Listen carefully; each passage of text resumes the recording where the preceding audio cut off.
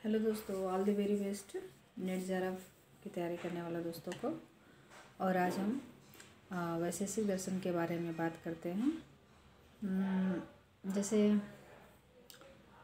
एक छोटी जो वैशेषिक दर्शन की जो एक उसके विषय में प्रारंभिक बातें हैं उसको लेकर के बात करते हैं कि वैशेषिक दर्शन क्या है। देखिए, वैशेषिक दर्शन और न्याय दर्शन दोनों एक समान तंत्र माने जाते हैं। दोनों को एक साथ एक जोड़े में माना जाता है। क्योंकि दोनों एक दूसरे के मतों को स्वीकार करते हैं। थोड़े थोड़े जगहों पे भिन्नता भी है, तो कहाँ पे भिन्नता है पहले उसको देख लीजिए। देखिए, जैसे वस्तुवादी तो दोनों हैं, वैशेषिक दर्शन बहुतत्ववादी है। और वैशेषिक दर्शन तत्व मीमांसा की बात करता है, वस्तुओं के पदार्थों के तत्वों की चिंतन करता है, तात्विक विषय पे बात करता है। लेकिन जो न्याय दर्शन है वो ज्ञान मीमांसा की बात करता है। और दोनों में एक दूसरी भिन्नता ये है जो बहुत प्रमुख है। एक, किसको जाना जा सकता है, किसको जानना चाहिए, और एक बात है किसके द्वारा जाना जाता है। तो किसको जाना जाता है, किसको जानना चाहिए, ये वैशेषिक दर्शन में है। मतलब प्रमेय, जो पदार्थों का वर्णन है वो प्रमेय के प्रकार के वर्णन के अनुसार है। प्रमेय के आधार पे पदार्थों का वर्णन है। यानी आप अपने इर्द गिर्द या संसार में जो वस्तुएं हैं, आप जिसके अगल बगल हैं, आप जिससे घिरे हुए हैं, उनकी ठीक ठीक से जानकारी, उनके विषय में सत्य ज्ञान, वस्तु का सत्य ज्ञान होना, और सत्य ज्ञान के साथ अपने लिए और समाज के लिए कल्याणार्थ रूप में उसका प्रयोग करना, ये वैशेषिक दर्शन का प्रयोजन है। और जिस वस्तु को, पदार्थ को आप जान रहे हैं तो किसी माध्यम से जान रहे होंगे। तो जिस माध्यम से जान रहे हैं वो माध्यम कैसा है, जिसके द्वारा जाना जा सके, यानी प्रमाण। तो जिसके द्वारा आपको ज्ञान हो रहा है वो ठीक है कि नहीं, वो दोष रहित है कि नहीं, इसका वर्णन न्याय दर्शन करता है। यानी उसके ज्ञान मीमांसा की चिंतन न्याय दर्शन करता है। और वैशेषिक 2 प्रमाण को स्वीकार करता है और न्याय 4 प्रमाण को स्वीकार करता है। ये इनमें भिन्नता है। 7 पदार्थ का वर्णन वैशेषिक दर्शन में किया गया है, 16 प्रकार के पदार्थ का वर्णन न्याय दर्शन में किया गया है। ये भी एक भिन्नता है। और ईश्वर, आत्मा, बंधन, मोक्ष इत्यादि जो भी अवधारणाएं न्याय की हैं वो स्वीकार करते हैं वैशेषिक, और जो परमाणु को लेकर के वैशेषिक की अवधारणाएं हैं वो स्वीकार करते हैं न्याय दर्शन। तो एक दूसरे के मतों को स्वीकार करना ही इन्हें एक जोड़े में रखता है। इसके बाद आप जो नाम है वैशेषिक, इसके बारे में बात कर लेते हैं कि कई सारी अवधारणाएं प्रचलित हैं वैशेषिक शब्द को लेकर के। जैसे एक तो वैशेषिक से जो जाना पहचाना शब्द निकलता है विशेष, यानी विशेष को अधिग्रहित करके जिस ग्रंथ की रचना हुई है वो वैशेषिक है, वो वैशेषिक दर्शन है, वो वैशेषिक सूत्र है। और विशेष का मतलब क्या, आप किसी की विशेषता बतला रहे हैं तो गुणों के माध्यम से बताते हैं, यानी जिनमें गुणों का वर्णन हो, गुणों के आधार पे जिनमें वस्तुओं का वर्णन हो वो वैशेषिक सूत्र है। एक ये हो गया। और जो वैशेषिक सूत्र में 6 पदार्थों का वर्णन किया गया है उसमें एक पदार्थ विशेष भी है। इस आधार पे कहा जाता है कि इसे वैशेषिक दर्शन कहा गया।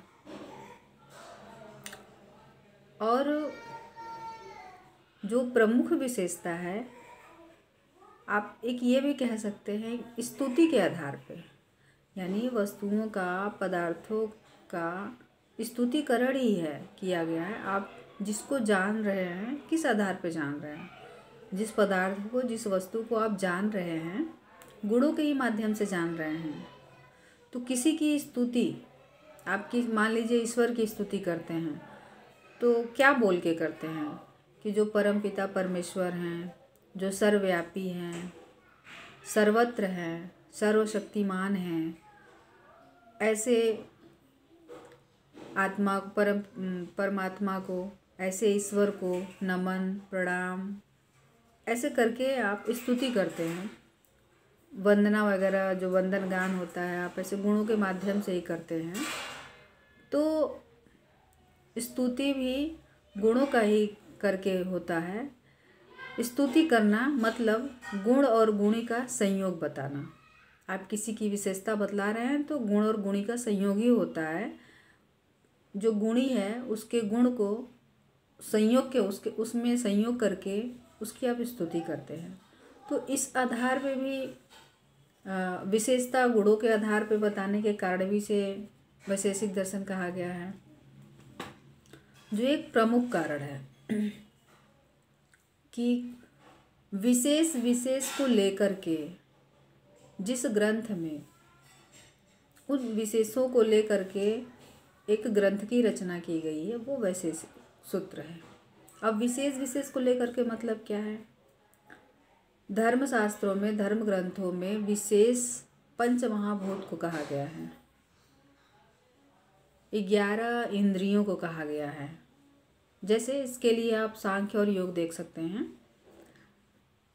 जो सांख्य और योग में तत्वों का वर्णन किया गया है 25 तत्वों का, तो उनमें उनको वर्गीकृत रखने के लिए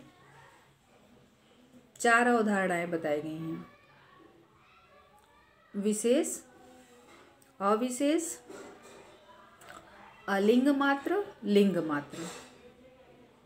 तो जो प्रकृति है जिससे संसार की रचना होती है वो अलिंग मात्र है। फिर प्रकृति से जो नहीं निकले हुए तत्व हैं, प्रकृति से उत्पत्ति जिन तत्वों की हुई है, जैसे महत, बुद्धि, अहंकार और तन्मात्राएं, ये लिंग मात्र हैं। और पंच ज्ञानेंद्रियां, मन, कर्मेंद्रिय और पंच महाभूत, ये विशेष है। क्यों? क्योंकि इनके बाद अब कार्य की उत्पत्ति नहीं हो रही है। ये उस वर्गीकरण में आप देखिएगा सांख्य के ये आखिरी तत्व होते हैं। इनके बाद, इनके आगे और तत्वों का वर्णन नहीं है, इसलिए ये विशेष हो जाते हैं।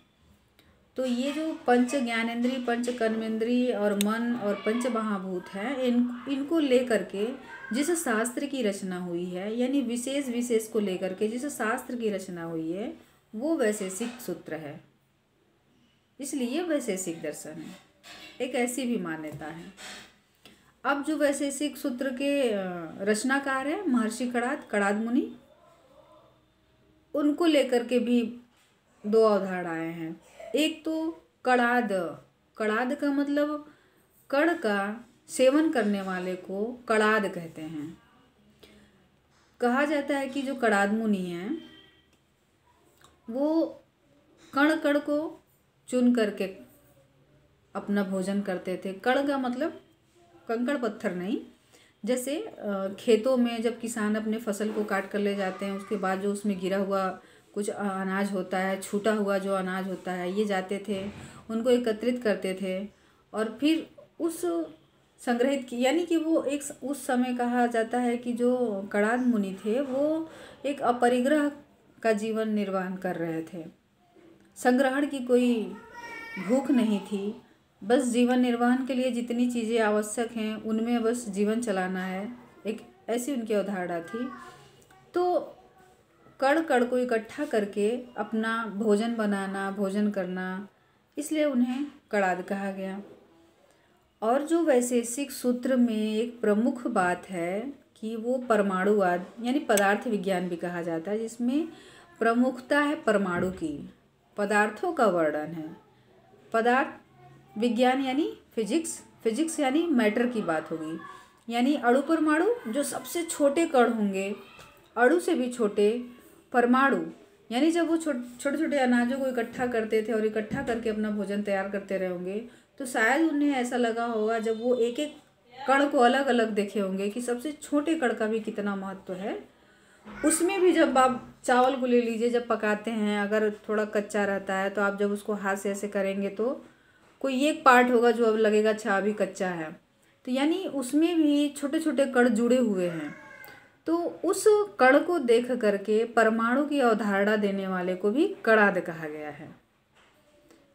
परमाणु की अवधारणा महर्षि कणाद के द्वारा दिया गया है। तो परमाणुवाद भी इसे कहते हैं, पदार्थ विज्ञान भी कहते हैं वैशेषिक सूत्र को। ये रहा वैशेषिक के लिए, उसमें पदार्थ की प्रमुखता है, पदार्थ विज्ञान कहा जाता है वैशेषिक सूत्र को। तो पदार्थ क्या है, यानी व्युत्पत्ति के आधार पे पदार्थों को परिभाषित करेंगे तो पदस्य अर्थ पदार्थ, पदस्य अर्थ पदार्थ, यानी जो पद से, जिस पद से अर्थ सूचित होता है, यानी वस्तु, जिस पद से किसी वस्तु का सूचित होना होता है वो पदार्थ है। अब पद से वस्तु का सूचित होना क्या मतलब पदार्थ वह होगा जिसमें दो लक्षण होंगे, अभिधेयत्व और गेयत्व। अभिधेयत्व और गेयत्व पदार्थ के लक्षण हैं। अभिधेयत्व जिसे नाम दिया जा सके, जिसको नाम से अभिगृहित किया जा सके, और गेयत्व जिसे जाना जा सके। तो आप देखिए कोई ऐसी वस्तु होगी ही नहीं जिसका आपको ज्ञान होगा, जिसको आप जान रहे हैं, जिसको आप जान सकते हैं, उसका कोई नाम ना हो, है ना। तो पद यानी वो जो नाम है, जो टर्म है, उसी के बारे में बात हो रही है। पद, पदस्य अर्थः पदार्थः, जिस पद से जिस अर्थ को सूचित किया जाता है, जो अर्थ सूचित होता है वही पदार्थ है। यानी उसमें नाम देने की क्षमता होगी क्योंकि उसको जान गए, तो जो जानने योग्य है और जो नाम देने योग्य है, नाम से अभिगृहित करने योग्य है, वो पदार्थ है। ये पदार्थ के लक्षण हैं। और वैशेषिक सूत्र में 6 पदार्थों का वर्णन है और शिवादित्य मिश्र के द्वारा सप्त पदार्थी में 7वां पदार्थ के रूप में अभाव पदार्थों को माना गया है। अभाव पदार्थ का वर्णन वैशेषिक सूत्र में है, लेकिन पदार्थ के रूप में नहीं है, सिर्फ अभाव का वर्णन है। कणाद मुनि अभाव का वर्णन किए हैं लेकिन पदार्थ के रूप में नहीं किए हैं। तो पदार्थ के रूप में शिवादित्य मिश्र के द्वारा 7वां पदार्थ के रूप में अभाव को सप्त पदार्थी में स्वीकार किया गया है। उसी प्रकार गुणों को लेकर चलिए अब, क्योंकि 6 पदार्थ कौन कौन से हैं? द्रव्य, गुण, कर्म, सामान्य, विशेष, समवाय। तो जो द्रव्य क्या, यानी 9 द्रव्य हैं, 24 गुण है ना। तो 24 गुण भी वैशेषिक सूत्र में नहीं वर्णित हैं। 17 गुणों का वर्णन है वैशेषिक सूत्र में। पदार्थ धर्म संग्रह में प्रशस्त पाद के द्वारा 7 गुणों का वर्णन और जोड़ा गया है। तब वैशेषिक दर्शन में हम 24 गुणों का अध्ययन करते हैं। ठीक है, तो ये तो कुछ जो प्रमुख बातें थी, जो बहुत छोटी छोटी बातें हैं, लेकिन इससे प्रश्न भी बनता है। कभी कभी कथन कारण के प्रश्न बन जाते हैं कि वैशेषिक सूत्र में अभाव पदार्थ अभाव को पदार्थ के रूप में स्वीकार किया गया है। कथन हो जाएगा, कारण हो जाएगा, अभाव 4 प्रकार के होते हैं। अब कौन सही है कौन गलत है, ए सही है बी सही है, दोनों गलत है, दोनों सही हैं, ऐसे प्रश्न बनते हैं। तो अभाव पदार्थ का तो वर्णन वैशेषिक सूत्र में नहीं है, अभाव का वर्णन जरूर है। ठीक है। उसी तरह गुणों को भी लेकर के होता है कि वैशेषिक सूत्र में 24 गुणों का वर्णन है, फिर दूसरे में नाम दे देगा कि ये गुण इस प्रकार से हैं। शब्द, स्पर्श, रस, गंध, ये सब गुण ही हैं और ये पंच महाभूत की पंच तन्मात्राएं हैं। कौन सही है कौन गलत है, ऐसे भी प्रश्न बनते हैं। तो 24 गुणों का वर्णन तो वैशेषिक सूत्र में नहीं है। ये वैशेषिक सूत्र की जो एक आधारभूत परिचय थी वो है, और इसके बाद हम फिर पदार्थों का वर्णन करेंगे।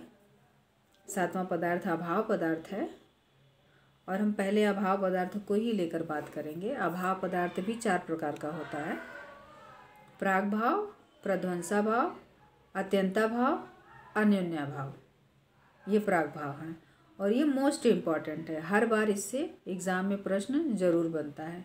और अभाव को भी जो 4 प्रकार हैं उनको 2 भागों में बांटा गया है, संसर्गा भाव और अन्योन्या भाव।